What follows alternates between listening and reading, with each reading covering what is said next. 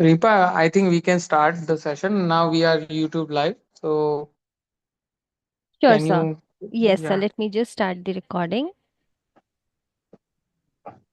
Greetings and a warm welcome to all the dignitaries present here. I'm Rimpa from Clernet, serving as the allocated session assistant to ensure a seamless experience.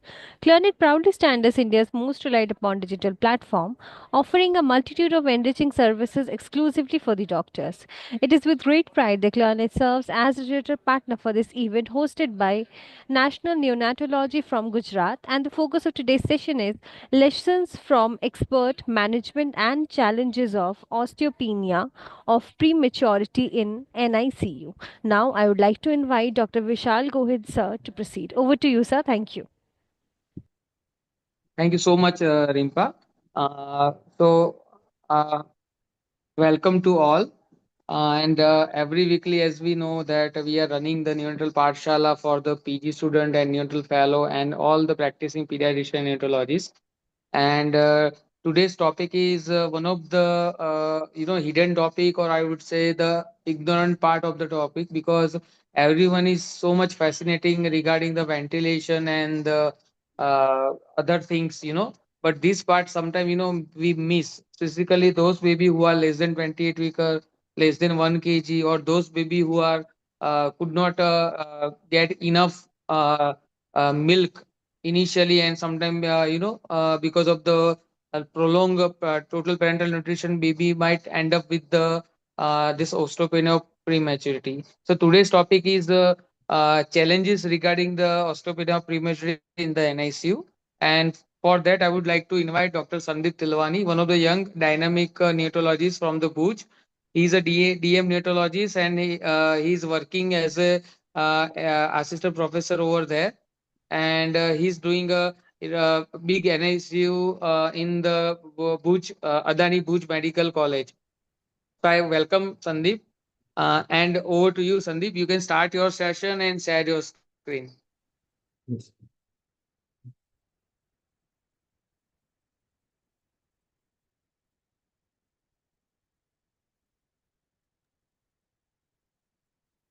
So is my screen visible, sir? Yes, yes, you can just do the presenter mode, so you can start. Yes. Yes.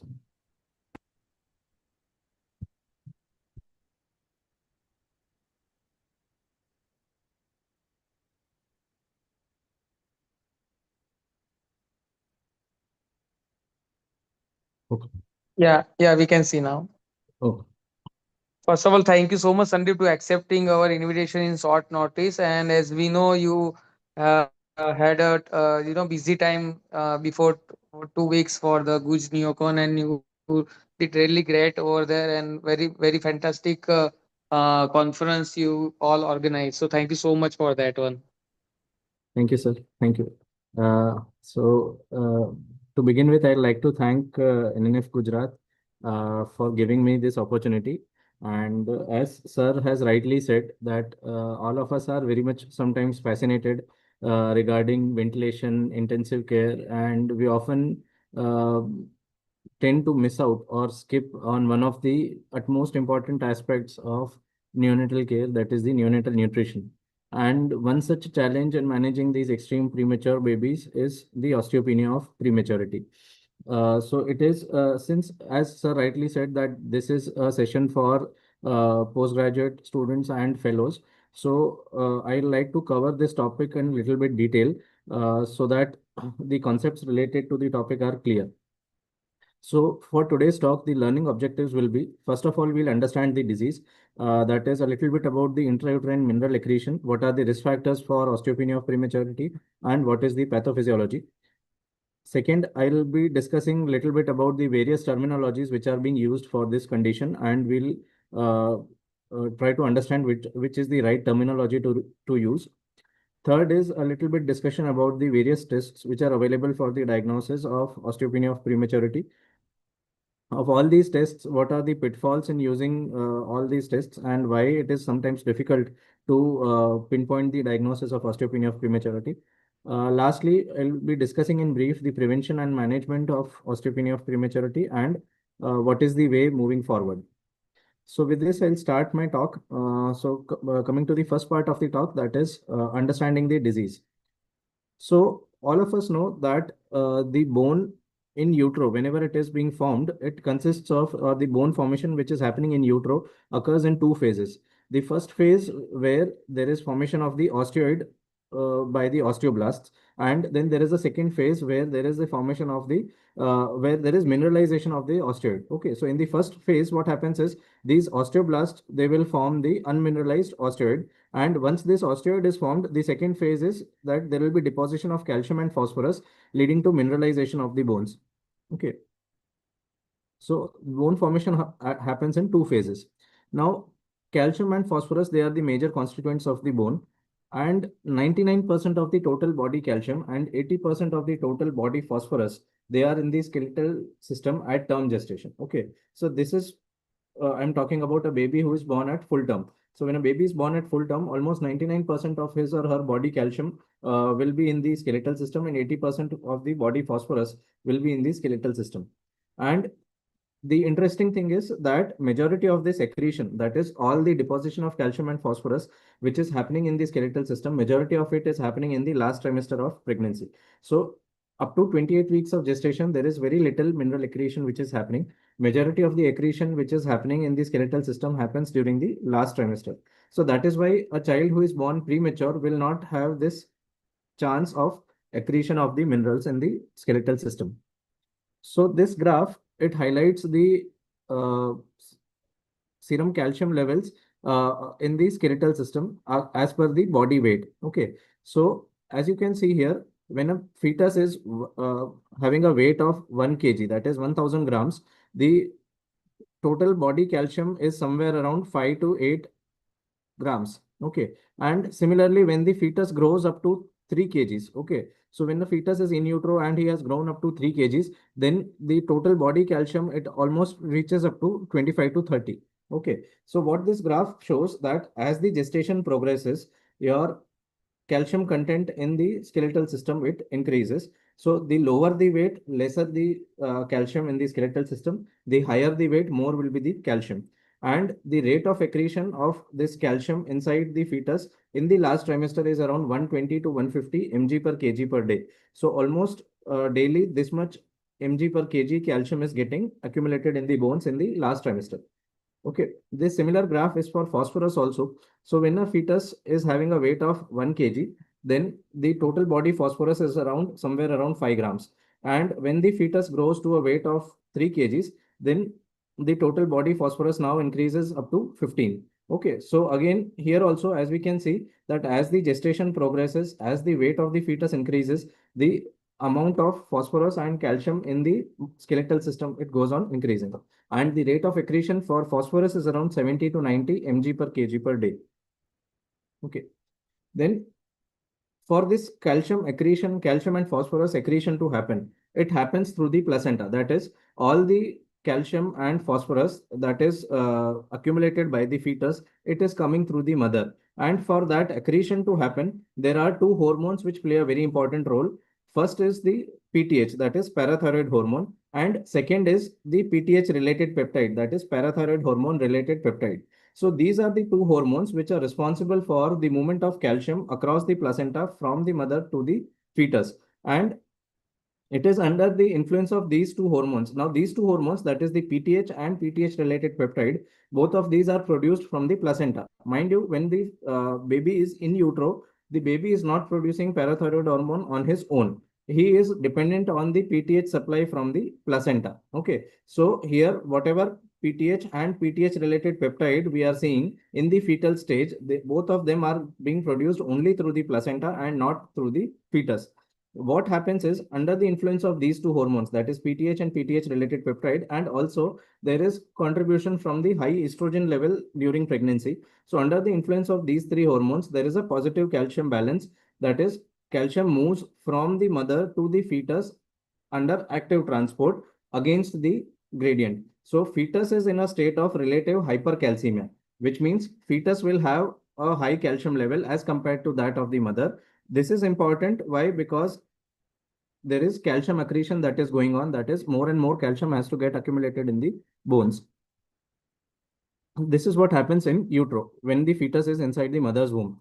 Now, when the baby is born, in the neonate, the accretion, that is the accumulation of calcium, which has to happen. Now, since the placenta and the maternal calcium have disappeared as the source of calcium accretion, now the fetus has to rely only on the gut. So, in a newborn, whenever a child is born, next calcium and phosphorus accretion, which has to happen, will have to happen only through the gut. Okay. So, after the child is born, the main source of calcium accretion will be the gut, newborn gut. Whereas in the in utero phase, it is the placenta which is responsible for helping in accumulation of calcium and phosphorus in the fetus. Okay. And under the influence of this PTH and parathyroid hormone, what happens is the chondrocytes, the immature chondrocytes which are there inside the fetus, they will undergo maturation to there will be proliferation, there will be differentiation, hypertrophy, and there will be osteoblast formation under the influence of this parathyroid hormone and parathyroid hormone related peptide in utero.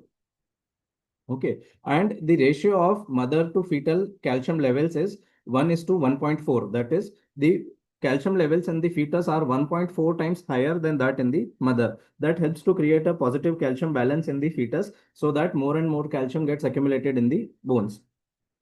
Okay, so again, as you can see here, that because of the calcium transport, active transport of the calcium, phosphorus, and magnesium from the mother to the fetus, there is fetal hypercalcemia. That is, as I told you, the calcium levels in the fetus are on the higher side as compared to that of the mother. And because of this fetal hypercalcemia, there is this calcium will act on the calcium stimulating calcium sensing receptors in the fetal body, and there will be suppression of the PTH levels. Okay. So when I show that the PTH levels are low, these are actually fetus own PTH levels. Okay. So as I showed in the previous slide, the PTH during pregnancy is produced by the placenta.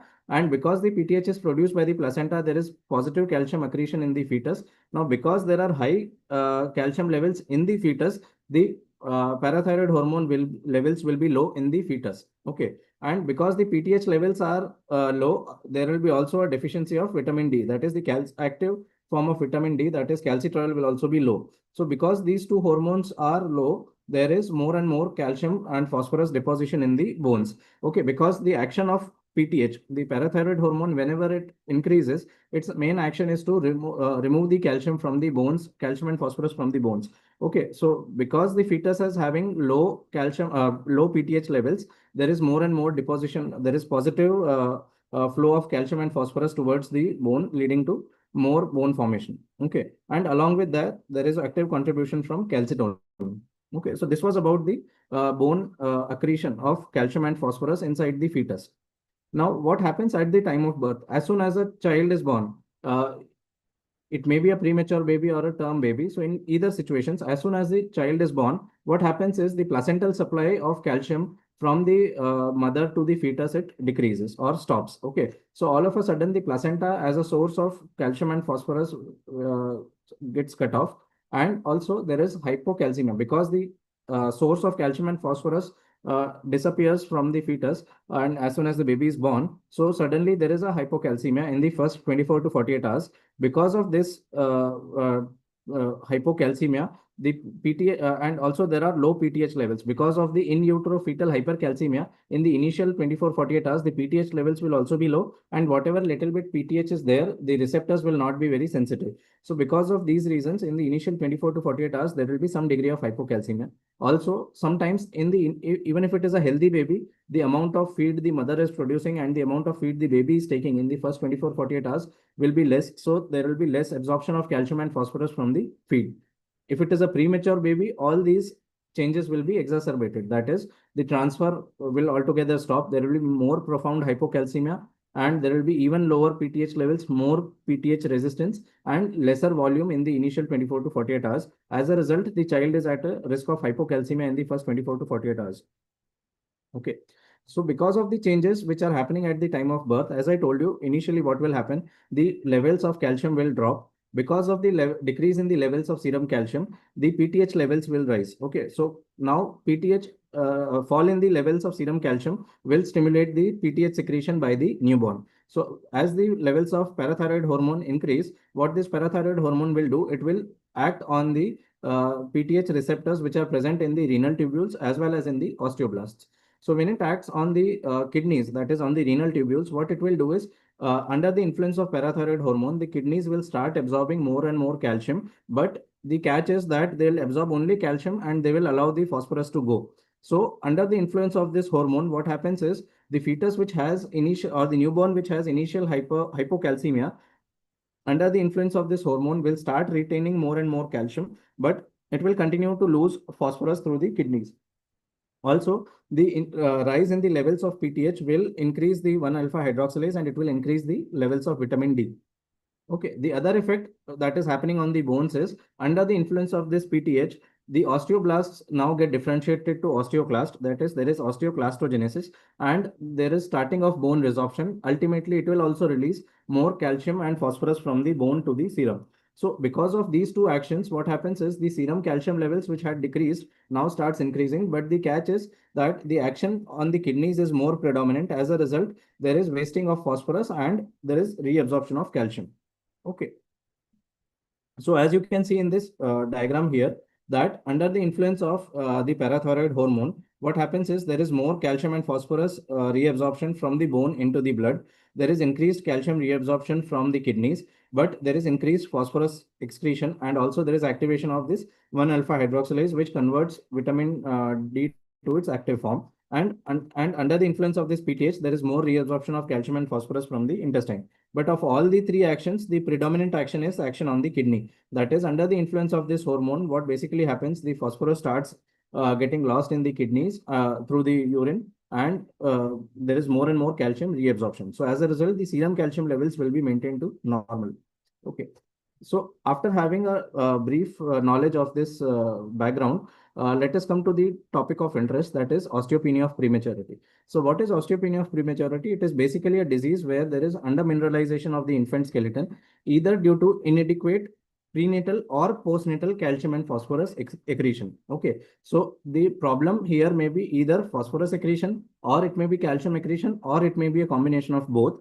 Again, the problem may be sometimes because of inadequate prenatal accretion. That is, if a child is born premature, then he may not have acquired that much calcium and phosphorus in the skeletal system. Or if the child is born to a mother having placental insufficiency, because of placental insufficiency also, there will be less accretion of calcium and phosphorus. Also, sometimes it may be postnatal. So postnatally, if a child is not getting enough feed or enough calcium and phosphorus in his TPN, again, this situation may precipitate. Okay, the exact incidence is very difficult to estimate because there is a lack of a standard definition. If you go through the literature, there are many studies which have used many different definitions. So because there is no standard definition available, the exact incidence is difficult to calculate. But there are some studies like the one which I have quoted here, which show that somewhere the incidence is between 16 to 40% in VLBW, ELBW babies. But again, there are many other studies which have quoted some different incidence. Of course, over the last few decades, as the nutrition of the babies inside the NICU has improved, the incidence of osteopenia of prematurity has come down. But on the other side, the survival of these extreme preterm babies has also increased nowadays. So to some extent, we are still dealing with this problem in our NICUs. So coming to the etiology, again, the disease is actually multifactorial. There is not a single etiology which can which can be pinpointed as a cause. So there are multiple factors which come into play. So this this picture is from an older article. So as you can see here, the most important risk factor is prematurity. Because of prematurity, there will be decreased mineral accretion leading to rickets or osteopenia. Second is sometimes because of prematurity, we may not be able to give adequate feeding. Even if we are giving adequate feeding, if that feeding is not fortified, again, there will be decreased calcium and phosphorus content leading to osteopenia or rickets. Sometimes these extreme premature babies, they will be having risk of NEC or short gut syndrome. In that case, again, there is decreased vitamin D absorption and decreased vitamin D levels leading to rickets or osteopenia. Sometimes these babies may be dealing with chronic lung disease. Because of that, we may use diuretics. And because of those diuretics, there will be increased loss of calcium through the urine, again leading to hypocalcemia and osteopenia. Sometimes these babies may have some placental dysfunction, and sometimes even the poor maternal vitamin D status may be a contributory factor. So as you can see here, there are multiple causes which may lead to osteopenia. So There is, as I told you, there is not a single condition which will increase the risk, but there are certain risk factors which if they are present in a baby, definitely the odds of the baby having osteopenia of prematurity will be high. So the risk factors, the first and foremost or the most important risk factor is prematurity and lower gestational age and lower birth weight. So that in itself is the most important risk factor because as we saw in the previous slides, there is less accretion of calcium and phosphorus. So that is why the premature babies are at highest risk. Sometimes in those babies where we have delayed enteral feeding, we are not able to reach full feeds by the end of 1 or 2 weeks. In those babies also, there is a risk of osteopenia. Then babies who are on prolonged parenteral nutrition, those who are on unfortified human milk feeding, certain drugs like caffeine, furosemide, steroids, all these drugs, they will cause hypercalciuria and there is loss of calcium through the kidneys. And because of that, the child is at a risk of less calcium and metabolic bone disease or osteopenia. And also sometimes lack of mechanical stimulation. Nowadays, we are not using much of sedation and paralysis while ventilating babies. But yes, few years back when there was a time where all the babies who were ventilated, they will be kept on sedation with no spontaneous breathing efforts. And those babies, it was found that because of the absence of mechanical stimulation, the osteopenia chances were very high. Nowadays, sometimes in some post-op cases for pain relief, we may go for sedation or paralysis, but we are using sedation less often nowadays. So that itself has come down. Then malabsorption of vitamin D or calcium because of cholestasis or short gut syndrome in a newborn. So these are all the risk factors for osteopenia of prematurity. Then coming to pathophysiology. So what basically happens in this disease that when we talk about osteopenia of prematurity, there may be two broad categories which we can divide based on the pathophysiology. One is there is certain set of babies where calcium deficiency is the main etiology. There are certain babies where phosphorus deficiency may be the main etiology. So when I talk about calcipenic osteopenia of prematurity, what happens is because there is less calcium, as I told you, deficiency of calcium will stimulate the PTH levels to go high. So there is increase in the levels of PTH. Because of increased PTH, there is more reabsorption of calcium and phosphorus. And because there is more calcium and phosphorus reabsorption and more phosphate wasting from the kidneys, as we saw in the previous slide, ultimately the bone mineralization will decrease because now the baby is losing phosphorus through the kidneys, and that is why there will be a sort of secondary phosphate deficiency. Okay. So that is what happens in babies with predominantly calcium deficiency. On the other hand, there are certain babies where phosphorus deficiency is the primary problem. Because of phosphorus deficiency, what happens is there will be an increase in the levels of vitamin D. Now, low phosphorus will stimulate the levels of vitamin D to increase. So active vitamin D levels will increase.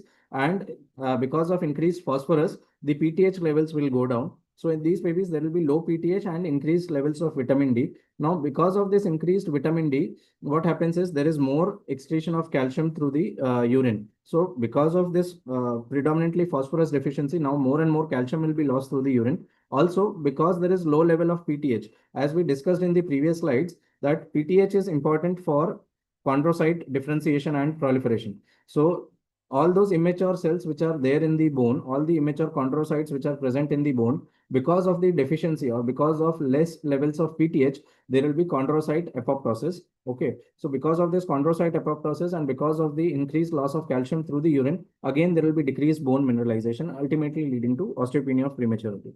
Okay. So this is the pathophysiology. So important point to remember is that we need to differentiate whenever we are dealing with a child with osteopenia of prematurity, we should first try to differentiate whether we are dealing with predominantly a calcium deficiency or a predominantly phosphorus deficiency. Okay.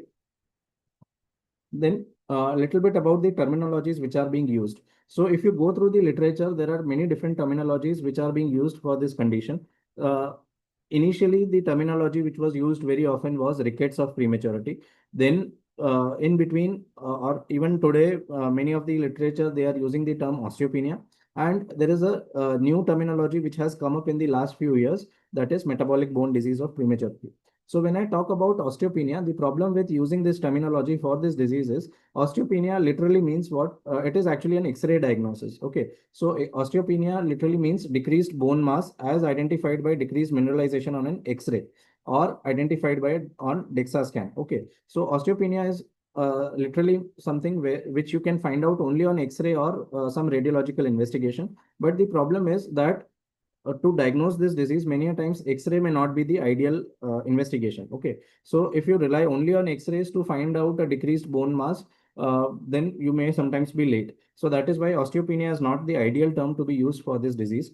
The other terminology which was used previously was rickets of prematurity. Now again, rickets is something which we use, or we restrict this terminology only when there is involvement of the growth plate. Okay, so even in pediatrics, we use the terminology of rickets only when there is involvement of the growth plates leading to decreased mineralization. Okay, so rickets, again, it should be used only when there is loss of mineralization primarily involving the growth plate. So that is why labeling this disease as rickets of prematurity is also not the right terminology. Then coming to metabolic bone disease. So metabolic bone disease is what they say nowadays. It is a broader multifactorial disorder, and it is characterized by decreased bone mineralization, which may be associated with biochemical and sometimes radiological changes. So nowadays, most of the literature, they are using this terminology, that is metabolic bone disease of prematurity. Though even today, osteopenia and metabolic bone disease are used interchangeably, but many of the experts, they claim that the better terminology to use is metabolic bone disease of prematurity. So coming to the clinical features. Now, as I told you that it is a disease where the mineralization of the bone decreases. So because there is less mineralization, majority of the times the child will be asymptomatic initially. And the clinical features, the problem with this disease is the clinical features often appear very late during the course of the disease. The common features or the clinical findings which we see commonly in these babies are: one is there is increased dependency on the respiratory support or inability to wean for prolonged periods. These babies may have poor weight gain or length gain during the initial few months. There may be dolichocephalic head flattening, and most commonly they are picked up by pathological fractures. Okay, so and sometimes when they grow old, if this disease is not corrected in the initial phases, sometimes when they grow old, there may be problems with decreased pulmonary function, or there may be osteoporosis in the adults. However, this is not very confirmed. There are few authors who have claimed that this can have long-term impact, but as of now, the impact in the long run is not very clear. Okay, so these are actually the clinical features. But as I told you, the main thing to remember is that majority of the babies will be asymptomatic, and our job as pediatricians or neonatologists is to pick up the disease when the child is asymptomatic, because once the clinical features appear, you are already very late. Okay, so coming to the diagnosis. Now, the topic for today was the diagnosis, the problems in the diagnosis and management. So why diagnosis becomes a challenge? Because we are all working in the era of preventive medicine. That is, we always believe that prevention is better than cure. So our job as pediatricians and neonatologists is to pick up the disease early, so that we can prevent the clinical features or prevent the complications to set in. So that is why the diagnosis of metabolic bone disease to be picked up when the child is asymptomatic can sometimes be challenging. Okay, and because we want to pick up a disease that is not yet clinically active, we have to rely on something which we call the screening. Okay, so we need to have some tests for screening the disease to identify it in those babies where the clinical features are not yet present. Okay, so that is why we need to rely on screening tests to identify the disease. Now, when I talk about screening for metabolic bone disease, there are certain questions which come to my mind. First is which are the babies in whom we need to go for screening.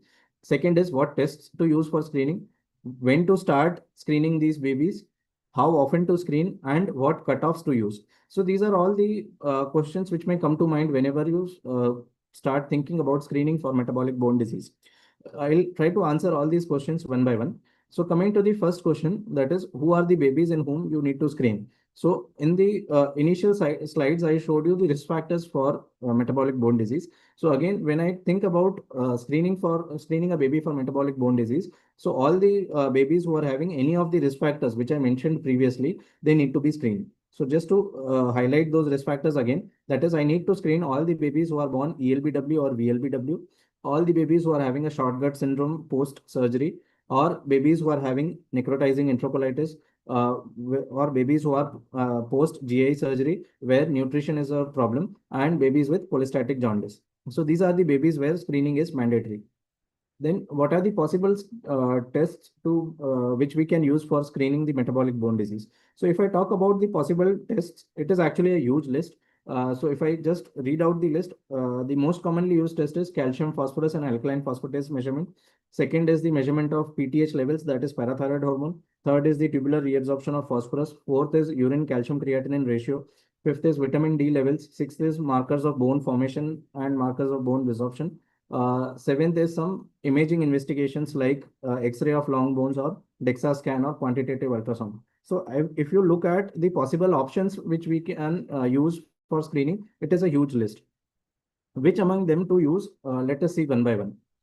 So to screen a particular disease using certain tests, there are certain criteria which a disease should meet to have an ideal screening test. Okay, so from the point of view of a disease, this the characteristics which a disease should meet to have a good screening test is that it should be a significant health problem.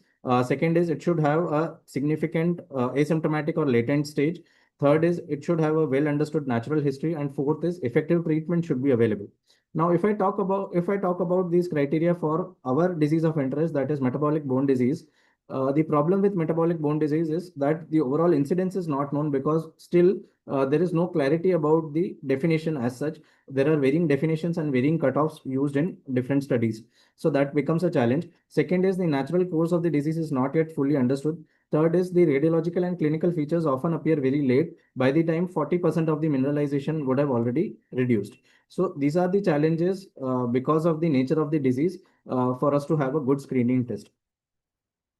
Second, for us to have a good screening test, the test also should have certain characteristics. That is, first is whichever test we are using as a screening test, it should be highly sensitive. That is, it should have a good proportion of true positives. It should be highly specific. That is, good proportion of true negatives. Third is it should have good reproducibility. Fourth is good acceptability, and also it should be simple and cost effective. So these are the criteria any test should fulfill for it to be called a good screening test.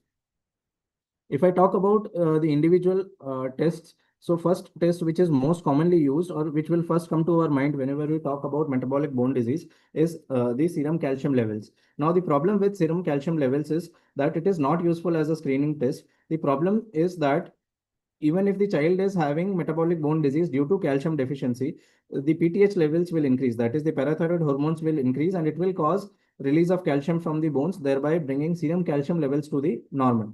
So this test is having a high rate of false negative. That is why serum calcium assessment cannot be used for screening babies for metabolic bone disease. Then the second most common tests which are often used are the serum phosphorus and alkaline phosphatase levels. So the problem with using alkaline phosphatase, uh, if I talk about this phosphorus and alkaline phosphatase, these are the most commonly used tests whenever we screen for metabolic bone disease. Now, talking about alkaline phosphatase, the problem with alkaline phosphatase is that it is actually a marker of bone turnover. And so that is why we expect the levels to increase. But the problem is it is not only produced from the bone, there are other sources also, like the liver, intestine, and the placenta from which the alkaline phosphatase may be produced. So sometimes if a child is having cholestasis, in those babies also the liver isoform of alkaline phosphatase will be increased, and we may falsely diagnose or label the child as metabolic bone disease if we rely only on alkaline phosphatase levels. Okay, though majority of the times 90% is from the bone isoform, and so that is why some of the researchers they claim that bone specific alkaline phosphatase measurement may be useful in these babies with metabolic bone disease. However, measuring only the bone specific form is very costly and it is not available in almost all the laboratories. Okay. And sometimes the levels may be physiologically high also in the first 6 weeks of life. So that is why relying only on alkaline phosphatase may not be a good option. Also, I have shown here various studies. So if you read, so these are the various studies which are done in different countries and different ICU setups. And in all these studies, the problem is that the cutoff which they found, the cutoff for alkaline phosphatase, as per them, for which was most reliable to label a child as having metabolic bone disease was different. Okay, so you can see here in this circle that almost all these studies have used different cutoff. And also, if you go to the left, the sensitivity and specificity of these different cutoffs are also different.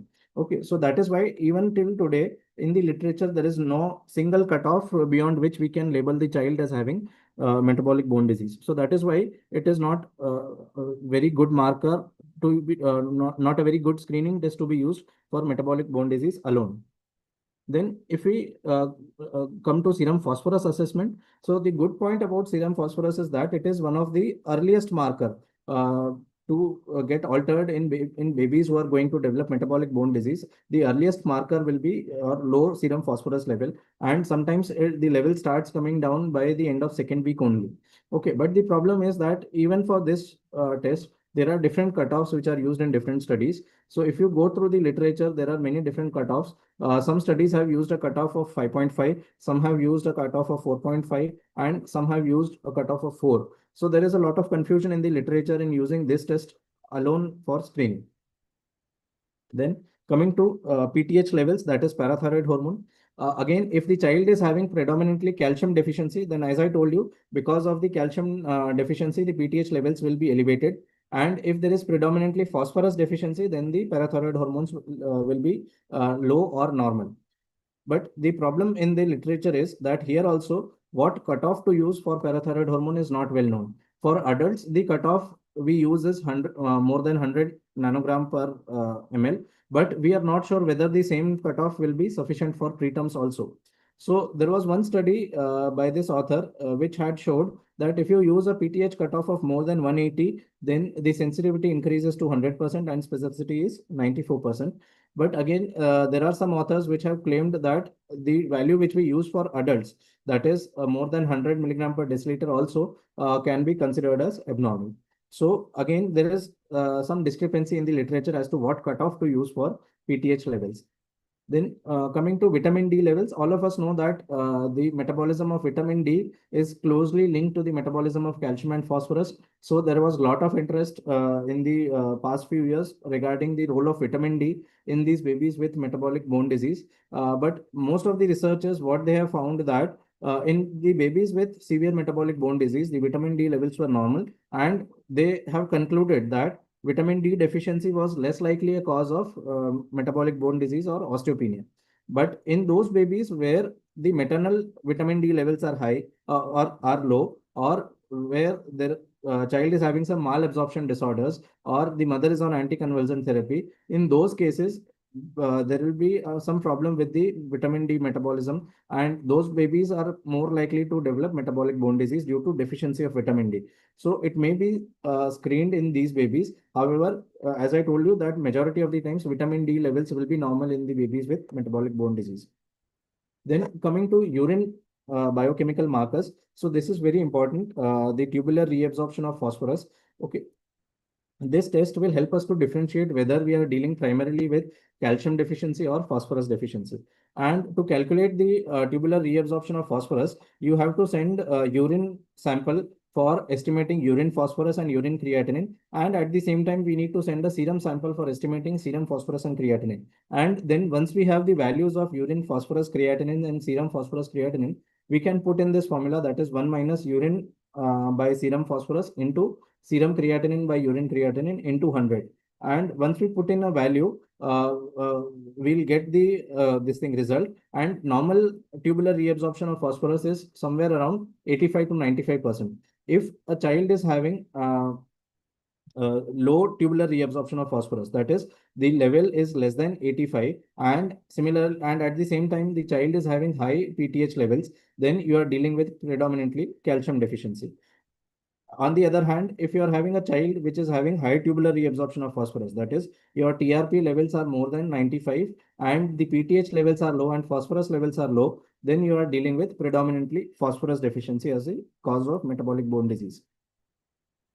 Then one more marker, that is urine calcium creatinine ratio. It is not useful for all babies, but certain babies who are on drugs causing hypercalciuria, like furosemide or caffeine, in those babies, to actually identify hypercalciuria as the cause of metabolic bone disease, you can use a spot calcium creatinine ratio, and a value of more than 3.8 millimoles per mole or more is considered abnormal.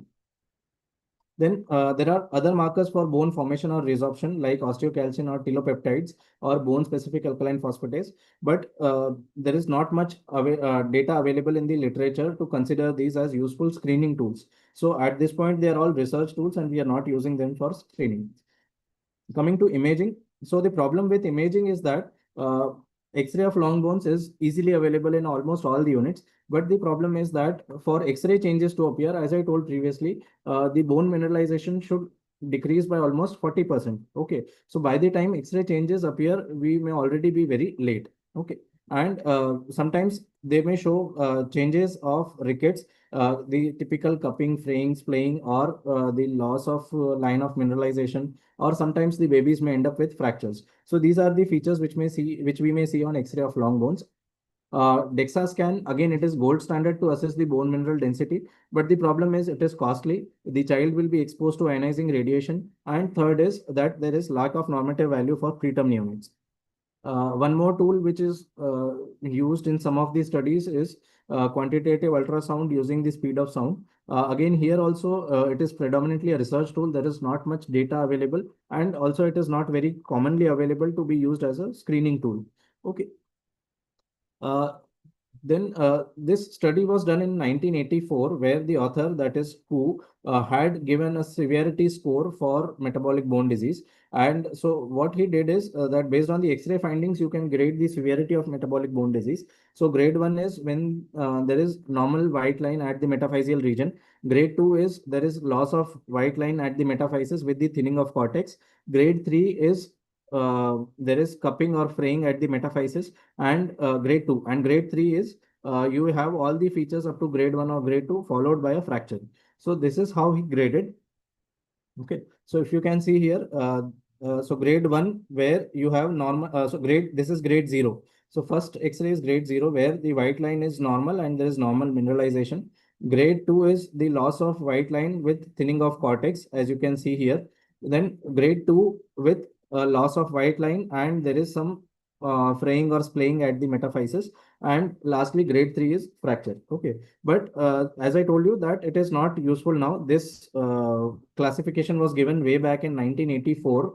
Nowadays, we have good biochemical tools available to diagnose. So we are not using this classification very often. Okay. Another controversy is how often to screen. So till now, I discussed what are the various screening options available. One more controversy is how often to screen. I mean, there are some studies which claim, some authors which claim that you should screen these babies every 1 weekly, and there are some authors which prefer a 2 weekly screen. So that is also a controversy. To move ahead now, with so much of controversy as to what tests to use and how often to screen, I think the best approach is we need to individualize it as per the setup where we are working. For my unit where I am working, I prefer to use this screening chart, which was given in this article published in 2020 in Seminars in Fetal and Neonatal Medicine. So as per this screening chart, we prefer to screen all the babies who are the primary screening has to be done at 4 to 6 weeks. So prior to 4 to 6 weeks, there is no need to screen these babies. Only around 4 weeks or so, you start the screening. If you are having a child who is extreme premature, that is less than 28 weeks of gestation, and the child is not on any feeds and totally dependent on TPN, then in those babies, you may consider an early screening. But majority of the times, we prefer to do a first screen at 4 to 6 weeks. And what to be done in screening is predominantly calcium, phosphorus, and alkaline phosphatase levels. And if my alkaline phosphatase level is more than 800, or if the value is more than 500 and it is subsequently increasing in the subsequent screens, then along with that, if I have a phosphorus level which is less than 5.5, then in that case, I have to go for secondary screening. If my primary screening with calcium, phosphorus, and alkaline phosphatase is normal, then I should repeat a screen every 2 to 4 weeks. We prefer to do a 2 weekly screen. If the primary screen is abnormal, then we go for a secondary screening with PTH and tubular reabsorption of phosphorus. Sometimes if the child is on drugs like furosemide or caffeine or steroids, then in that case, we may go for a calcium creatinine ratio as well. And you may go for X-rays if you feel to look for decreased mineralization. And if the child is having elevated alkaline phosphatase with a PTH of more than 100, and the low levels with low TRP, that is tubular reabsorption of phosphorus is low and PTH levels are high, then you are dealing with predominantly calcium deficiency. In those babies, you should focus on giving calcium supplementation. Whereas if you are dealing with phosphorus if you are dealing with low serum phosphorus with high tubular reabsorption of phosphate and low levels of PTH, that is parathyroid hormone, low or normal, then in those cases you are predominantly dealing with phosphorus deficiency, and you should consider supplementing phosphorus. So this is the screening chart we prefer to use in our unit. Then coming to the next part, that is about the prevention and management. So to prevent metabolic bone disease, that is to prevent the baby going to a stage where the bones actually become weak. Okay, to prevent that, if the child is in the first week of life and you are not able to achieve good enteral nutrition, when the child is on parenteral nutrition, the problem with parenteral nutrition in the first week of life is that because in the first week of life we are restricting TFR, that is the total fluid which we are giving to the baby, we are restricting. Now, because the fluid rate is low, we sometimes cannot give such high levels of calcium and phosphorus which the child needs, because if you increase the calcium and phosphorus levels to a certain limit, beyond a certain limit, there may be precipitation in the TPN solution. So to prevent that, we restrict the amount of calcium and phosphorus we are giving in the first week. So because in first week we are restricting the volume also. So in those babies, we can try to give at least 40 to 120 mg per kg per day of calcium and a phosphorus of 30 to 70 mg per kg per day with vitamin D of 160 to 280. Now, once the first week is over and the fluid intake now increases to somewhere around 150 ml per kg per day, then in those babies, the calcium supplementation should be targeted somewhere around 80 to 90. And again, phosphorus of 60 to 70, we should make sure that the ratio between the two is at least 1.3 to 1.5 is to 1. Okay. And if the child is on full enteral feeding, then for those babies, as per the AAP recommendation, we should give at least 140 to 160 mg per kg, mg per 100 kilocalories, and 95 to 100 milligrams of phosphorus per 100 kilocalories with a 200 to 400 international units of vitamin D. So this is for prevention. Okay. So what the American Academy of Pediatrics, what guidelines they suggest for enterally fed babies. So as you can see here, it is for the babies who are enteral nutrition. So for enterally fed babies, the problem with human milk is that if you don't fortify the human milk, the calcium content in the human milk is very low. So as you can see here, the calcium concentration is only 25 milligram per deciliter. Of that also, the absorption will be only 60% of it will be absorbed. So when a child is on, say 180 ml per kg per day, and even on full enteral nutrition, maximum calcium which the child will be getting is around only 15 to 20 mg per kg, which is very low as compared to what intrauterine accretion was. So in utero, the child was supposed to get say 120 to 150 mg per kg. Outside, when the child is even on full milk, and if you are not fortifying that milk, the calcium which the child is getting is only 15 to 20 mg per kg per day. Okay, so to increase that,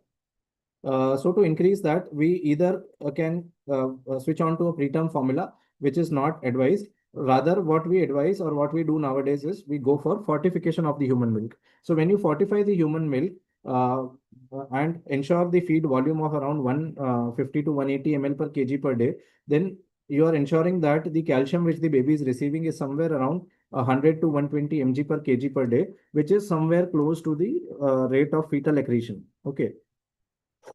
Then coming to the treatment part. So again, as I told you, when you are treating, so the previous slide was when we want to prevent, that is the child is not showing any abnormal labs and the child is not showing any abnormal bone features, but you are shifting the child on full nutrition, then in those babies, how to prevent this metabolic bone disease, that is through fortification.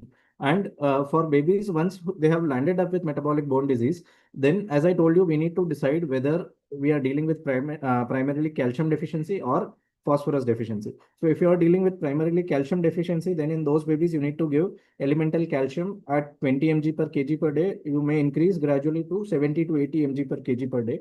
And those babies where there is predominantly phosphorus deficiency, again, you need to supplement phosphorus starting at 10 to 20 and increase to 40 to 50 mg per kg per day. So the catch is that we should avoid giving phosphorus in babies with calcium deficiency. Okay, you cannot give the routine market preparation, that is Calcimax, which we are having. So what mistake we do is very often we just keep the baby on this calcium supplementation, calcium syrups, which are having a combination of calcium and phosphorus. Now the problem with supplementing phosphorus in these babies with predominantly calcium deficiency is that they will result in decrease. Once you provide more phosphorus, this more phosphorus will cause decreased ionized calcium further, and it will further increase the levels of PTH and exacerbate the metabolic bone disease. Also, in babies with predominantly phosphorus deficiency, if you supplement only phosphorus, so when you are having calcium deficiency, you have to supplement only calcium. You should not give phosphorus.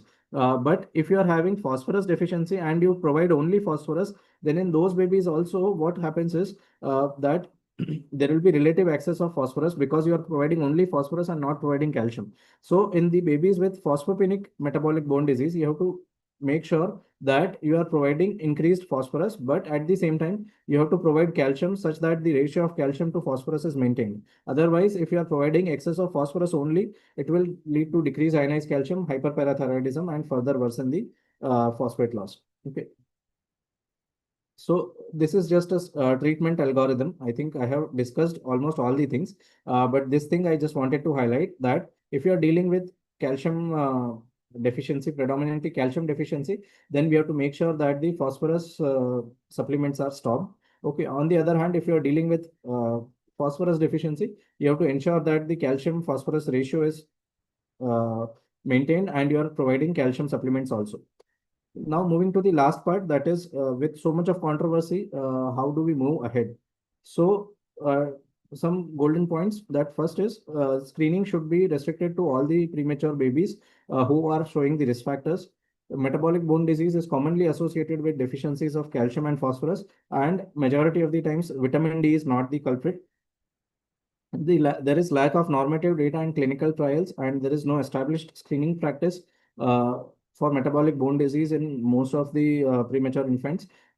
Like for many of the diseases, we have the screening guidelines given by the AAP or NICE guidelines. For this disease, there are not many screening guidelines given by many societies. The American Academy did give a screening guideline, but that was also way back in 2013. And the most common biochemical screening tools are calcium, phosphorus, and alkaline phosphatase, but each of these tests has its own limitations. So secondary screening in the form of tubular reabsorption of phosphorus and PTH levels is important uh, uh, for diagnosis. And if the lab tests are concerning, X-rays may be considered. However, metabolic bone disease may be detected very late on X-rays. Okay. And coming to the last slide, that is the research priorities. So in this disease, the research priorities are we need more research to improve the imaging modalities for the diagnosis, and also there should be a development of consensus guidelines on the screening tests and monitoring parameters, and also potential development of risk scoring systems for babies at high risk for metabolic bone disease. So I think I'll end here. If there are any questions, I'll be happy to take. I think thank you so much, Sandeep. I think it was very nice session, begin starting from the basic pathophysiology, and you almost covered all the practical aspect of the diagnosis and followed by the treatment. I think we just wait for the question, if anything, from the audience.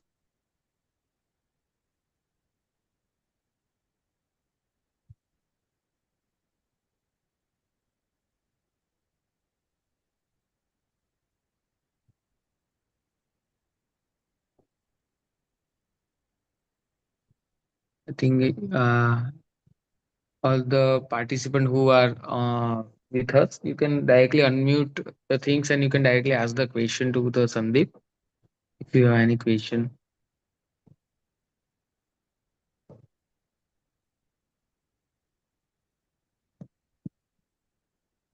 It's a one also like the issue is the once baby is on the TP and how can you deliver the phosphorus? That is also challenging thing. And I think the for the preparation which is available in India, you can't give with the calcium. So more often, we struggling with the lines and the occlusion because of that one, the pod force one. Yes, sir. And so at that time, I think we are lacking behind. And I think, as per my knowledge, the metabolic bone disease is mostly primarily always start with the phosphorus, because in Indian scenario we always give the less phosphorus, because in initial 2 weeks, if I talk about the extreme preterm or any short boil one or NEC one, we are not providing the phosphorus at all in the our TPN. So Yes. I think I we need to make sure that at least baby get the phosphorus at least alternate day.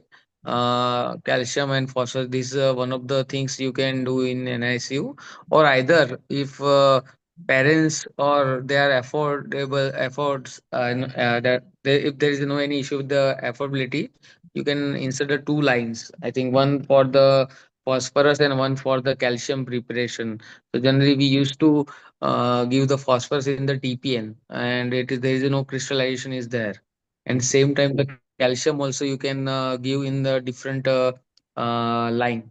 So that is the, because in oral you can add the phosphorus and the calcium differently, but in with the central line the crystallization is there. And second thing is the potassium is also combined with the phosphorus. So we Yes. have to make sure that your phosphorus potassium would be that much. It's also harmful if baby might end up with the hyperkalemia. So that's the two things we need to make sure that baby gets at least phosphorus initially few days of the TPN. Yes.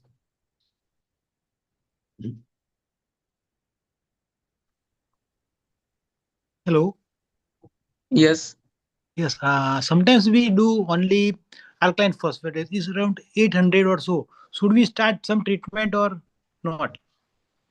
Sandeep, your call, please. Calcium phosphorus.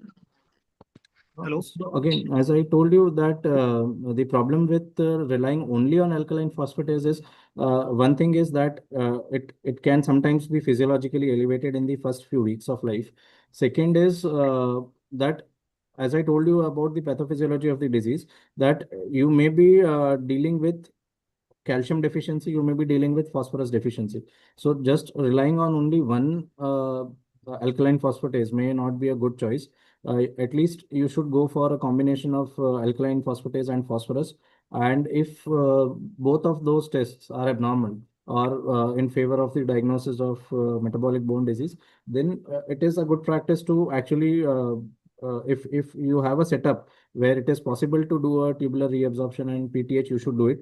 If not, then as sir told, majority of the times, even in my experience, we are dealing majority of the times in our setups, we are dealing with phosphorus deficiency because I mean we are not very aggressive in providing phosphorus with TPN in the first few weeks. So in those cases, I mean you can just do a primary screening with alkaline phosphatase and phosphorus levels, and if you find them to be abnormal, then you go for calcium phosphate supplementation. Yeah, and I think Uh, I just want to add some on top of that, Kapal bhai. Actually, what you we can do that if you get the LP more than 800, because the PTH the cost would be very high. If we talk about the compare the calcium and ALP, so in that case, in the first screening, if your LP is more than 100, at least you do the phosphorus. So if phosphorus is getting low, then start with the phosphorus supplement. Set the ratio, because the important would be we are not calculating the overall calcium and phosphorus level. So if you are delivering the 2:1 ratios, calcium still like our routine formulation is contained ratio like calcium versus phosphorus is 2:1. So you need to change that ratio. You need to add phosphorus on top of that. So, and after 7 days, you just repeat the LP. If your LP is going down, that means you are dealing with the phosphorus deficit. Okay, and if your LP is rise, then definitely you have to do the PTS to rule out the calcium deficiency, because calcium, serum calcium is I think useless marker for if I talk about the metabolic bone disease, because your baby's calcium level always normal, because to maintain that calcium level, the calcium is reabsorbed from the kidney or either from the bone because of the PTH. So and even sometimes you will get the low calcium. So it is not necessary that you are dealing with the calcium deficiency without doing a PTH. So PTH is a mandatory thing to rule out the calcium deficit. That is the one point we need to keep in our mind. Hmm. And any problems related with phosphorus supplements, that Adfos So, sachets are available, but yeah, so uh, yeah, but I think we just started to use the phosphorus IV, means this phosphorus, all the extreme preterm babies since beginning, and we are facing less amount of the osteopenia premature in our NICU since I think 2 3 years. So I suggest that you just start using that one. The only thing is I told you about the crystallization of the central line. So in that case, you can't add the calcium with the IV fluid. So if you doing that one, your metabolic bone disease rate would be goes down drastically, because in our scenario we always deliver the calcium fully but without phosphorus. So that's the issue. And adfos again, it is a tricky to discharge the baby with the adfos, because the how to make that one, how much they are giving. Sometimes it would be overdose, but we do not have any other option rather than that adfos.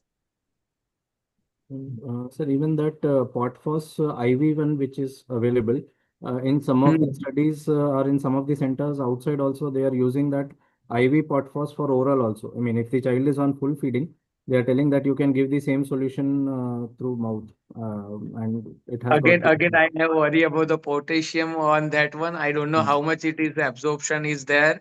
And again, in the preterm baby, there would be the changes in the osmolality of the milk, Milk. and I might end up with the fullness or something else. Out of blue, baby might end up with the intolerance. So I don't know how much we have a reliable data on that one.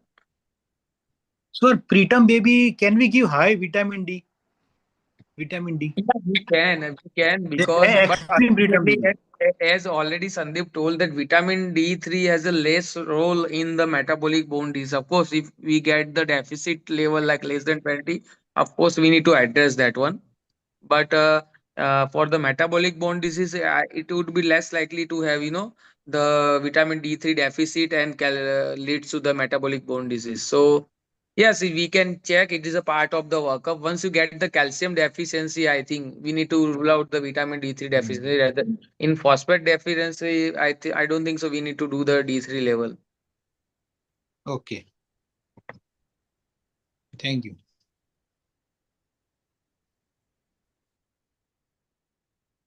Anything from the delegates?